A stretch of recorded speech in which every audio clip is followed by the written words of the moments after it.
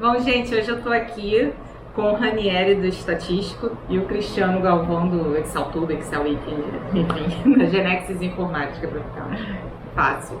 Quero agradecer a participação de vocês daqui no canal. Na verdade, eu tô convidei eles dois para vir bater um papo, meio para a gente conversar um pouco sobre o seu post, né? Na verdade, seu artigo no Estatístico, no blog, em que você... Primeiro, assim, eu adorei o início do seu artigo, que você pegou uma pesquisa americana, em que mostra quais são as ferramentas de análise de dados, né? E machine learning, também tinha outras funcionalidades dentro da ferramenta, do software mais usado, em que apareceu, acho que no quarta posição, Excel. Só que aí você lembra que ele traz uma realidade mais da América do Norte, né? E não de nós brasileiros. Exatamente. E aí você decidiu fazer uma análise descritiva, você procurou em alguns sites, né, vagas nas áreas de ciências de dados, para estagiário, quais eram as habilidades mais solicitadas pelas empresas. E aí o Excel saiu em que posição? Terceiro lugar. Na frente de R. Na frente de R.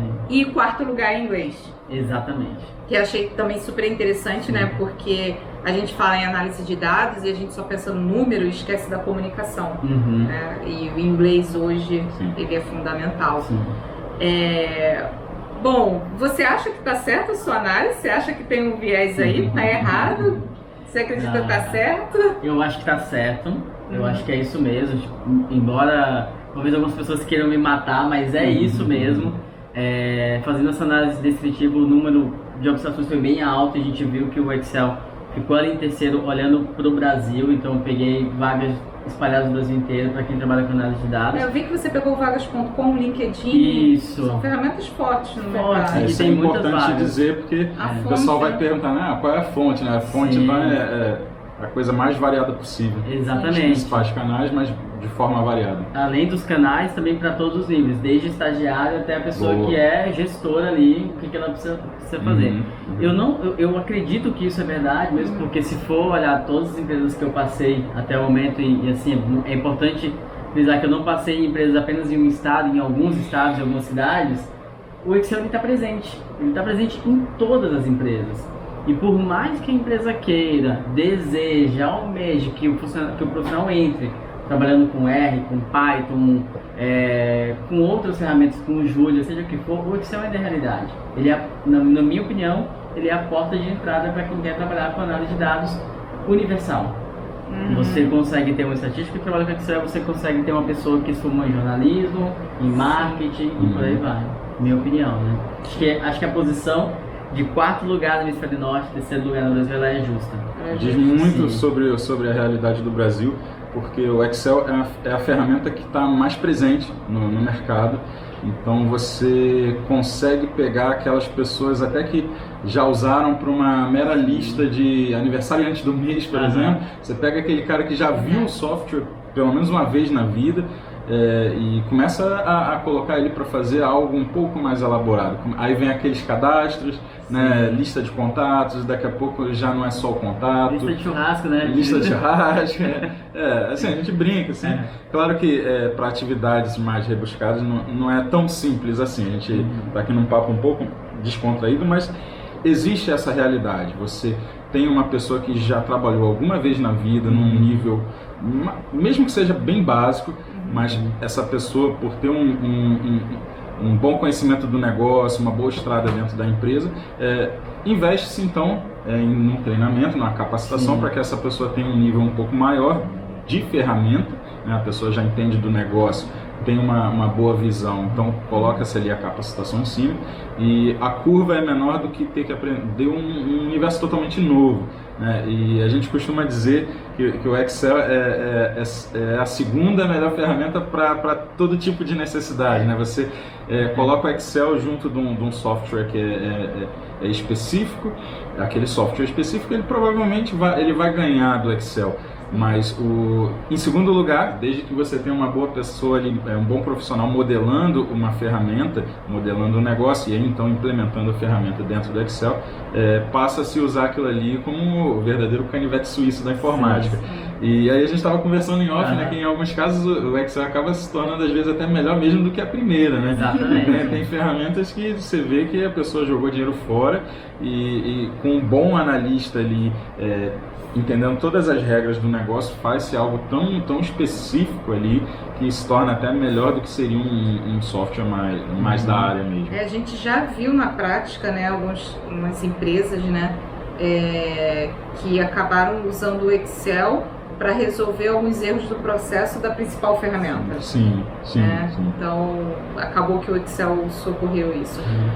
Mas falando nisso, você acha então que, bom, isso é uma foto de 2019, vamos dizer, daqui a uns 2, 3 anos o Excel vai perder posição? Não, mas eu acho que tem uma coisa acontecendo que é bem relevante a gente falar, bem relevante, né? A pronúncia aqui a pessoa pode entender que eu estou falando errado.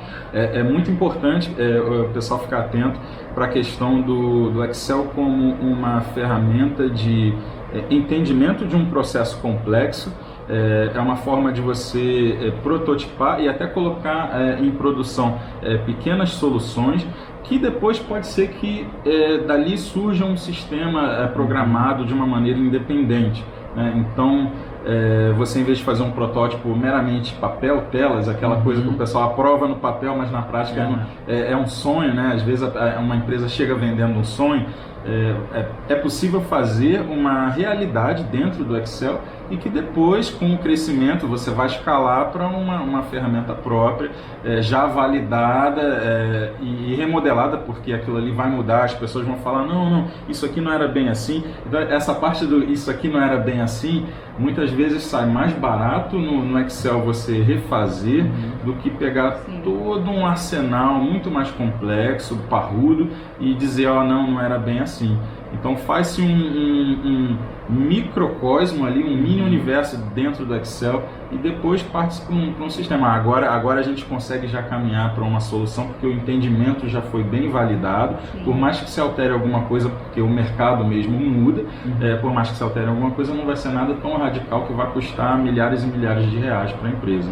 Então essa é uma coisa que as pessoas devem ficar atentas. E a parte de análise também em si, né, o Excel ele já teve a sua era de ouro, eu acredito, como uma ferramenta de banco de dados indevidamente, né? É o cadastro de tudo. Todos os seus fornecedores dentro do Excel, todos os seus clientes dentro do Excel. Algumas empresas já tiveram algumas frustrações, principalmente em relação à parte de segurança, que está vindo forte todo tipo de lei em relação à proteção de dados.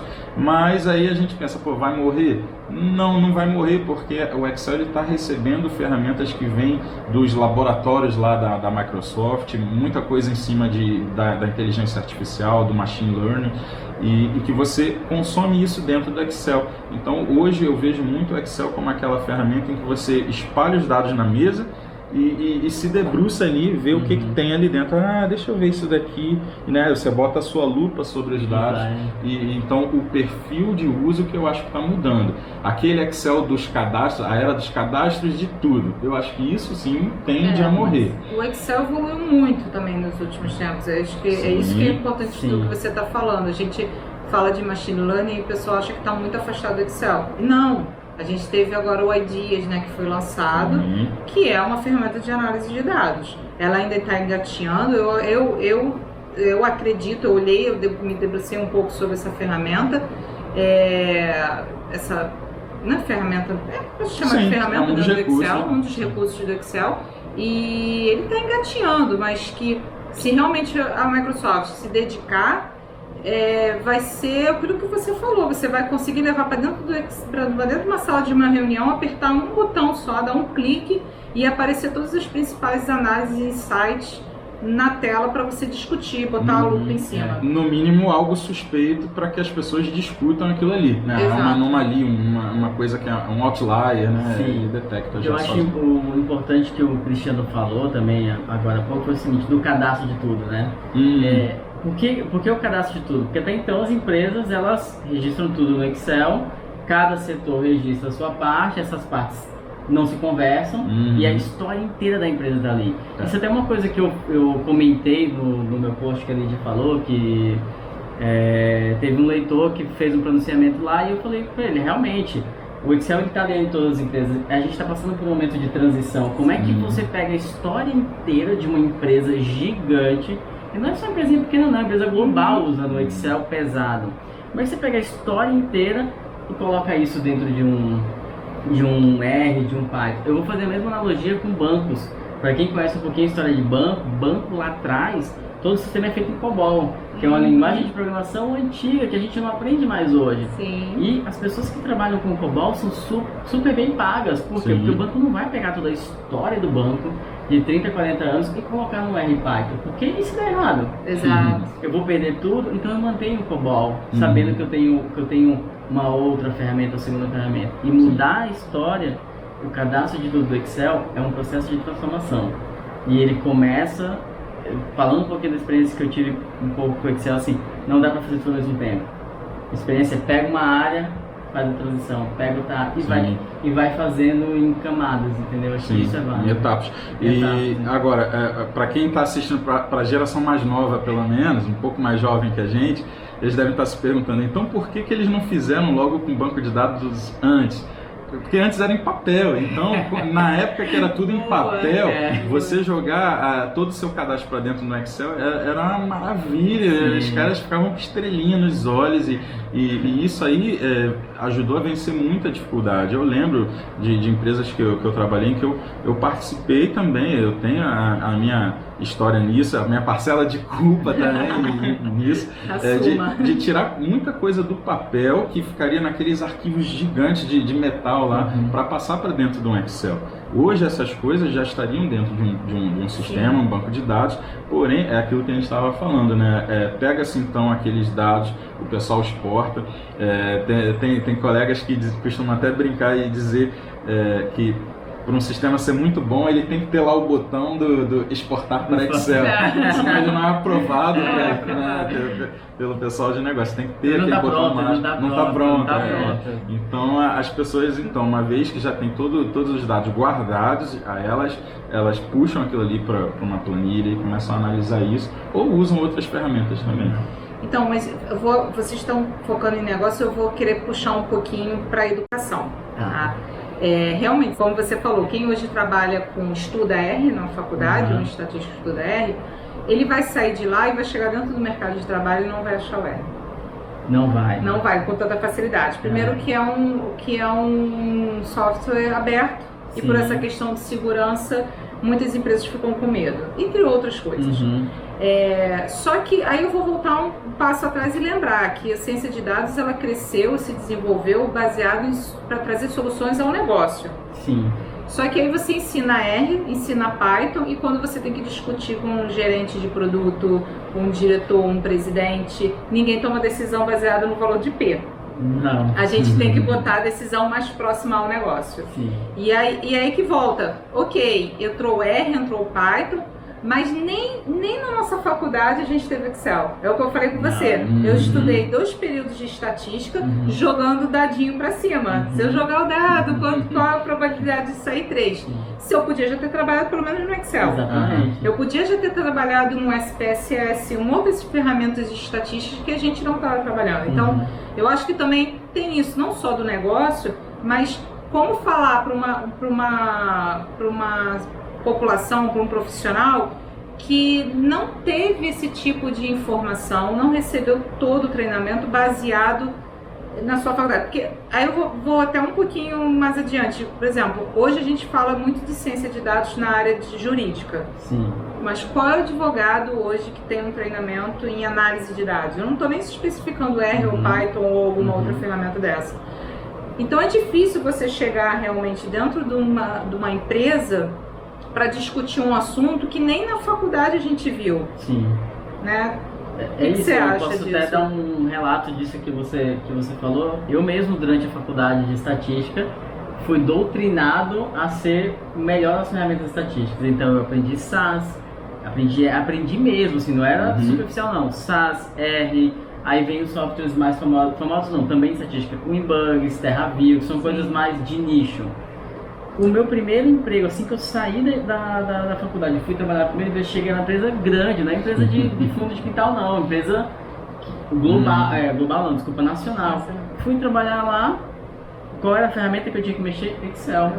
E eu não sabia nem colar valor.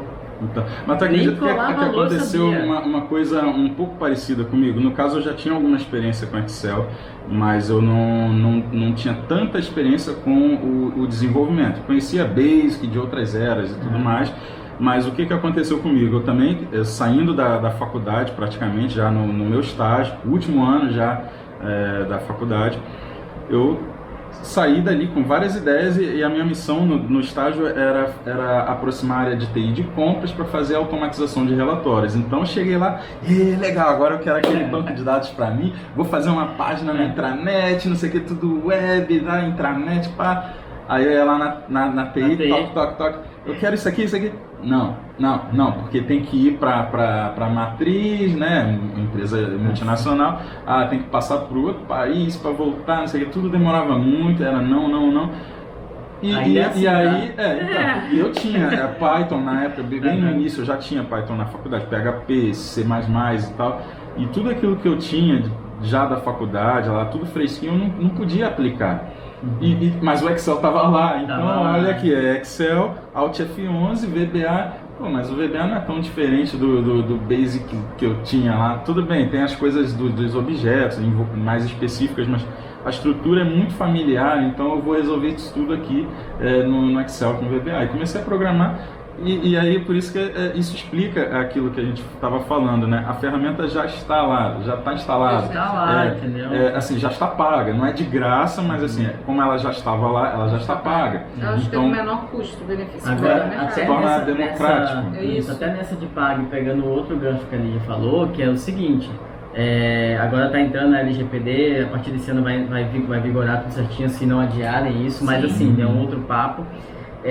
As empresas, quando você chega lá para dizer que você trabalha com um Excel que é da Microsoft, existe uma segurança, existe uma credibilidade muito grande no mercado, porque ela já está consolidada há muito tempo. Se você chega no gerente e fala o seguinte, olha aqui o R, eu vou dar um R que é um exemplo porque o pessoal ficou meio indignado do R estar atrás do Excel, mas vamos lá.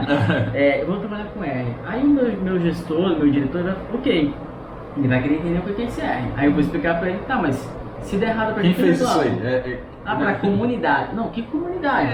Mas, peraí, de graça? Assim, então existe o R ou outras ferramentas open source ainda estão galgando. Você vai bater na porta de quem, né? Se der um problema. Não é assim, eu não estou indo contra, sou a favor de usar, mas a gente está querendo trazer aqui é que o Excel ele está presente e ele está presente em todos os mercados. Mas é o que você falou, Aninha, tem outro vídeo, na verdade, que a gente gravou. A ferramenta de BI, do sistema de BI, é de BI, né? Ela é nossa.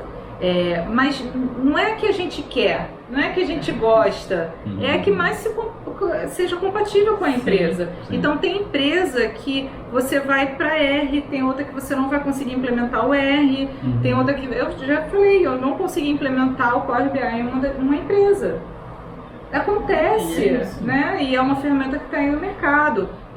Sou super fã do Tableau também, mas eu às vezes não indico. Eu olho para alguma empresa, a gente faz consultoria e eles perguntam qual ferramenta e às vezes eles já vêm com na cabeça assim, eu quero o Tableau. Sim, só que quando você fala que o Tableau precisa de uma curva de aprendizado diferenciada, né? Que você precisa que o profissional de Tableau ele é mais caro no mercado, são poucos, principalmente no Brasil, que trabalham com Tableau. E aí você começa a dar alguns problemas e o cara fala, não, eu não posso, isso eu não consigo. Então, assim, eu acho que o Excel, ele é uma carta coringa na mão das empresas, por tá instalado, ele está lá. Todo mundo conhece, é bem conhecido, mas que eu não seja especialista, eu conheço. A curva de aprendizado, acho que o terceiro ponto, ela é tranquila. E eu acho que o quarto ponto, que eu acho que é o mais importante disso aí, é o quanto que a Microsoft cresceu com a ferramenta. Sim. Né? Não é mais o Excel de 57 mil linhas, ou 47, eu falei certo? 65.536. 65 mil linhas. E aí o pessoal fala, mas o meu banco é muito grande. Tá, qual o tamanho do seu banco? Aí às vezes a gente vai ver, né, Cristiano, numa consultoria, são 5 planilhas com 100 mil linhas cada. Isso não é grande. Não é. Já passei por isso também. Fui fazer um projeto, a pessoa falou que o banco era muito grande, não riam. Era uma planilha, um worksheet com 30 mil linhas. Assim, eu falei 30 mil Qual linhas. o parâmetro assim, do grande, né? Assim, o parâmetro de comparação. Exatamente. Semana passada eu rodei um banco no R, não era no Excel. Ele tem 5 milhões e meio de linhas e eu hoje não considero grande. São 5 milhões e meio. Então, assim. Deve ser redondo no PowerPoint também. Vai macio, né? Eu tava rindo aqui, vai até aparecer no vídeo lá que vocês estavam falando, não cortei, mas eu acabei rindo aqui.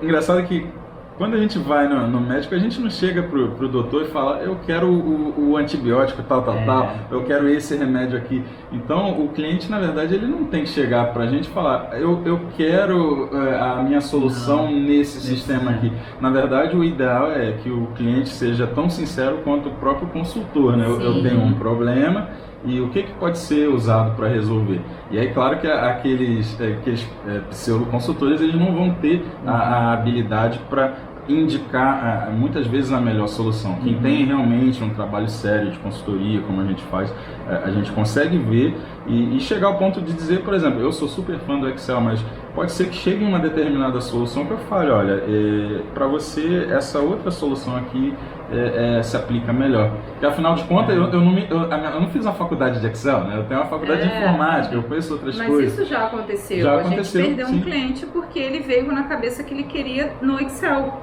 Mas e a gente falou que dava para fazer, mas ela, como é que eu posso dizer, existiam outras tecnologias que a gente poderia fazer também. Atender.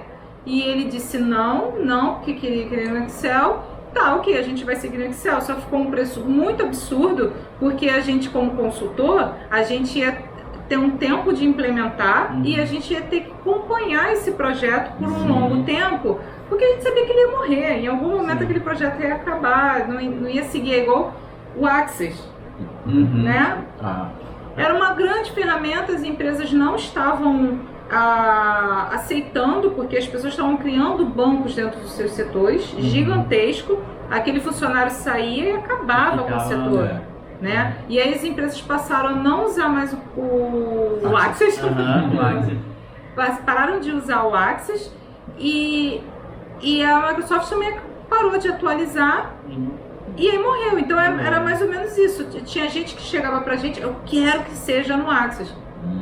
Existem outras coisas melhores. O Access não apareceu nas pesquisas, hein? Quem estiver estudando aí já abandona. A questão do Access tem até outras coisas envolvidas também, né? O SQL Server da Microsoft ficou tão bom e o Excel também ficou tão bom. Eles começaram cada um por um lado diferente, né, de uma ponta e da outra, começaram a assumir papéis realmente dessas ferramentas. Então o Access ficou meio perdido no limbo ali. Bom, e baseado até o que eu tenho estudado, né, que eu venho estudando aí no mestrado, gente, não se grude a uma ferramenta e defenda ela até o fim. A gente agora está falando em sistemas de baixo código, né, de pouco código, então... Low code. Codeless também tem. O pessoal usa muito essas duas expressões. E a gente também viu, a gente esteve num evento da Salesforce.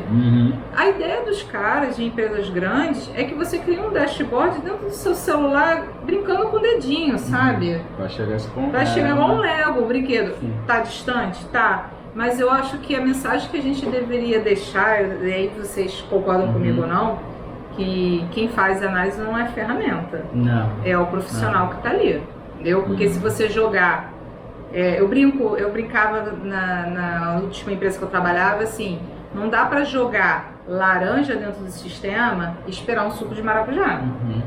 Ele não vai processar o suco de maracujá, ele vai processar a laranja.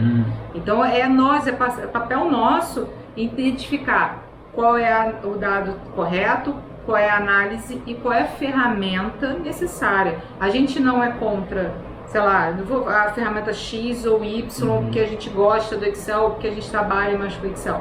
Não existe a ferramenta melhor ou pior, eu acho que é isso que é importante também a gente dizer. Mas tem a ferramenta que se encaixe a cada situação. O que mais se aplica a cada situação? Mais se aplica. É até importante você puxar esse gancho, até trazendo um exemplo. Já participei de projetos em que a pessoa já veio determinada que a gente tinha que fazer no R, a equipe tinha que fazer no R. Quando a gente sentou para ver o que deveria ser resolvido e o tempo que a gente tinha, e eram várias planilhas de Excel, a gente sentou e falou para a pessoa, para o cliente, é o seguinte: nesse tempo aqui, vai dar muito trabalho criar todo o código no R. Mais rápido é a gente fazer a programação no Excel. E tem que ser no Excel, porque você tem o quê? 3 dias? 3 dias eu consigo aqui. Aqui eu preciso de 5. Então você aumenta ou, né? E até pegando um pouco do gancho da caixa de ferramentas, em 2014 eu fiz um curso na plataforma Coursera, uma plataforma de cursos online, e eu fiz um curso que o nome dele era, eu vou traduzir aqui do inglês, mas era Caixa de Ferramentas para Cientista de Dados. E é ali que você vê que para cada problema que você tem, você vai ter uma ferramenta específica que vai ser melhor, ou um conjunto de ferramentas que vai te dar uma solução. Não existe a ideal.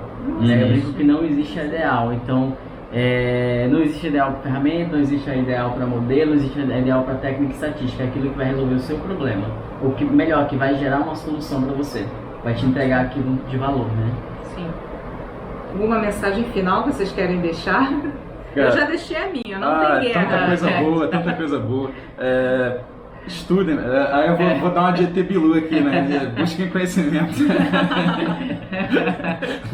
ET Bilu. Como é que faz? Nem sei fazer. Eu não consigo fazer isso. Tem que fazer assim. Só como puxar. Mas é isso, tem que buscar o conhecimento. Cuidado com aquela coisa de fazedor de dashboard. Fazer dashboard é muito bom, mas o que está por trás? Tem que entender o que você está construindo ali.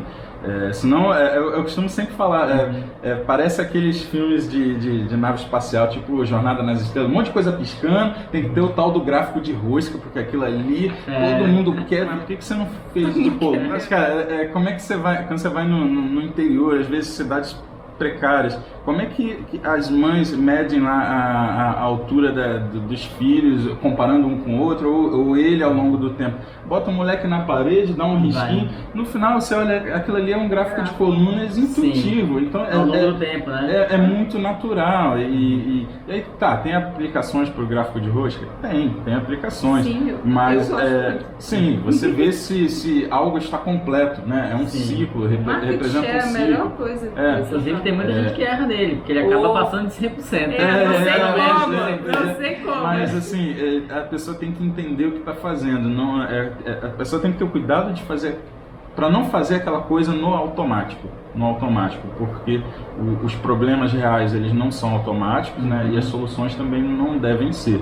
Então a gente tem que saber usar a ferramenta, mas tem que entender o porquê que eu estou usando para esse problema aqui essa solução, essa ferramenta, para esse outro, porquê que eu estou usando a outra. E aí, claro, a experiência ela faz a gente às vezes rever algumas opiniões, e aí esse é o diferencial, é o que separa o homem dos meninos. Um pouquinho de cabelo branco nessa hora faz bem, a gente já está ganhando os nossos, mas a estrada vai fazendo a gente também rever, e aí a gente consegue juntar com o conhecimento que a gente já traz de outras praias. Antes de eu passar para a Aniele, vou pegar essa questão do dashboard e fazer a minha campanha, que eu sempre faço, né? De que Dash é um pedaço de um processo gigantesco, de uma análise. É uma parte importante, mas é uma parte. Então, não existe fazedor de dashboard. Um analista de inteligência de mercado, um analista de BI, ele não é um fazedor de dashboard. Então, assim, por favor, gente, foquem mais na análise e menos no Dash, porque quando você sabe o que você está analisando, o Dash sai praticamente por osmose, natural. Você vai ter o seu Dash ideal quando você entende bem a análise. Só queria fazer esse parênteses. Essa ideia de fazer o vídeo aqui que a gente teve foi justamente por causa do post do ano passado, que assim... Vamos botar o link aqui em algum lugar. Todos os comentários ali, teve bastante gente que replicou. O nome da matéria é Habilidades em Alta, foi um pouquinho do que vem discutido nos Estados Unidos. E mas o que a gente fez foi semana passada. Você falou ano passado? Falei ano passado? Falei errado, então. Semana passada. Foi. Habilidades em Alta, vão lá, busquem, tá lá no blog estatístico. E mostrando o ranking das 10 habilidades que a gente tem que aprender para trabalhar com análise de dados. E assim, embora algumas pessoas tenham ficado chateadas, R Python é nicho. é nicho, é um grupo pequeno de pessoas que está na vibe de cientista de dados, que a gente também trabalha com dados, mas o Excel ele é democrático, ele está em todo lugar, ele é porta de entrada, é para todo mundo, tá? E eu acho que esse é o caminho para quem quer trabalhar com análise de dados, começar a gostar desse vício. Pode falar disso? Pode. Então, desse vício e além e para as outras coisas que a gente usa aí. O R, e eu, se eu fosse, na verdade, o pessoal, eu estudava o R, Python e Excel, porque uma das nossas bandeiras que a gente está lutando junto com a Microsoft é de botar o Python dentro do Excel. Sim. Exato. Então, às vezes, não é qual é a melhor juntas.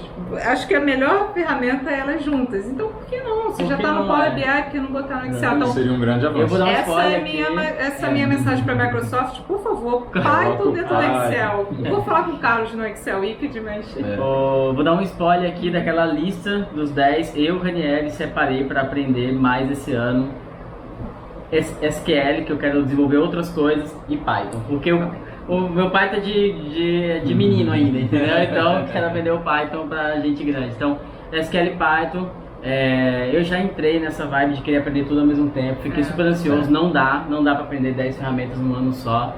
Então eu escolhi SQL e Python e vamos, ao longo do ano a gente vai conversando. E vocês? O que vocês vão desenvolver mais esse ano? Então, eu me desafiei. Todo mundo sabe que eu sou da área de negócios. E no meio do mestrado eu me apaixonei para a área de programação. A gente brinca que eu sou de negócios indo para TI, que ele é de TI indo para negócios, que eu acho que é o melhor dos mundos. Então, já que é para entrar, eu peguei para o próximo semestre, eu vou fazer programação em Python. Vai ser um grande desafio, mas vamos lá, Python em 2020. É isso aí. O Python conhece alguma coisinha. Até revisei um livro de Python já. Eu já revisei um livro. A minha amiga Carla fala, você me confere? Mas o R eu não conheço, por exemplo. Então é o meu desafio para esse ano. Ele sabe muito Python, revisou o livro de Python. Eu tô um pouco curioso. E vai me ajudar. Temos um professor Pode na mesa. procurar, temos um professor nessa mesa. Tem umas coisas que eu tô curioso dentro do Tableau ali, um pouco mais específicas para minha área. E a gente já viu lá no evento lá de Nova York que eu gostei muito, mas é mais o R. O R, vai na fé. Curva de aprendizado, eu não conheço o Python, mas a curva de aprendizado do R é um pouquinho pesada, só que eu tenho certeza que você vai conseguir. Mesmo que seja para dizer que eu não vou usar, mas é uma coisa que eu quero sentar. Mas eu acho que é importante o que a gente estava falando, porque a gente fala assim, R talvez não seja para você, ou R seja para você. Você precisa conhecer, como consultor precisa pelo menos ter o básico. E é o que a gente também falou em off, né? É importante que a gente saiba um pouquinho, pelo menos, de cada ferramenta, para que a gente possa seguir aí na nossa carreira, que não é fácil, né? Não é fácil. Não, é isso aí. Eu queria agradecer vocês por aceitarem o convite, muito obrigada. É um tema que a gente vem discutindo já há muito tempo. Eu acho que a gente nunca vai parar de discutir, porque sempre vai ter alguém defendendo uma ferramenta. E fique à vontade se sair mais alguma polêmica do seu blog. Pode deixar. Vem aqui. Vem que a gente faça uma live para conversar com vocês. Sim. Já deixa o convite, vamos conversar para participar de mais um webinar, né? Que você participou no ano passado. Tem um vídeo aqui no canal dele, do webinar dele. Quero agradecer também, convidar vocês a se inscreverem no canal aqui do Vamos Analisar, seguirem o blog O Estatístico, ele é muito bom, eu gosto, eu já vou até parar de falar, porque todo mundo já sabe que eu gosto, eu recomendo para todo mundo. Siga o Ranieri no Instagram e no Twitter, também o Cristiano, a gente está indo, estamos nos finais de desenvolver o Excel Weekend, né? Ferramenta Excel Weekend. O encontro Excel Weekend, 25 e 26 de janeiro, em São Paulo. Vai estar o Carlos. Dá tempo de se inscrever ainda ou não? Dá tempo, hein? Dá tempo. Pra quem estiver assistindo logo no lançamento do vídeo, dá. Sim, depois vai ver as fotos no Facebook. Só no primeiro final de semana, né? E além dos palestrantes, né, que são sempre, acho que é uma marca do Excel Weekend, a gente sempre tem uns parceiros ótimos, pessoa que sempre levam temas relevantes para o mercado. A gente vai ter a presença do Carlos, que é o manager, que é o... Pela primeira vez no Brasil. Talvez durante um bom tempo seja a única vez, porque ele está vindo especialmente para esse encontro, e para quem realmente trabalha com Excel, é uma oportunidade muito grande de estar falando com ele, não só pelo conhecimento, pelo papel de liderança que ele tem na ferramenta, no desenvolvimento do software, mas também pelo fato especial, que é uma grande coincidência do universo aí, dele entender bastante português e falar um pouquinho de português também. Ele inclusive está tendo o carinho de preparar a palestra dele em português, que para ele é um alto desafio. Ele fala espanhol e inglês, mas para ele se desafiou, se comprometeu pessoalmente a preparar uma palestra em português, para vocês verem o nível do carinho que está vindo da sede da Microsoft para esse evento. E eu falo que acho que tem duas coisas que são muito importantes no Excel Week, são os palestrantes e o network. O Excel Week de network. Então imagina você para acordos, né? Você fechar negócios lá. Imagina você poder, além de ter contato com os palestrantes, conseguir fazer network com todo mundo que está participando, você ainda poder apertar a mão do cara que hoje é responsável pela ferramenta Excel e poder falar assim, põe Python dentro do Excel, né? Eu já anotei, o Rabaquim tá comigo. Tira o botão de mesclar a célula lá da frente também, deixa escondidinho. Então a gente vai, o Rabaquim vai comigo lá falar, por favor, Python. O Luiz vai pedir para tirar tá na torcida, o mesclar. Também. Tem uma grande torcida para esconder o mesclar. Pelo menos esconder, não só mas esconder ele ali. Acho que tem alguém contra o mesclar aqui na mesa. Ok. Bom, é isso. Também convido para seguirem o Excel Turbo, né? Tem um canal. Sigam a gente está fazendo alguns workshops tanto no Brasil quanto em Nova York. E alguns deles são gratuitos e alguns, óbvio, são pagos normalmente, né? Normal. Também temos cursos, né? Tem uma agenda. Eu vou pedir dá uma olhada vocês... no site lá, no genexus.com vai ter. Mais ainda, já tem alguns, vai ter mais. Já, para ter os treinamentos. E isso. Fechamos. Isso aí. Temos uma conversa? Temos. Temos. Um vídeo fechado. Obrigada, gente. Valeu, gente. Tchau, Obrigado.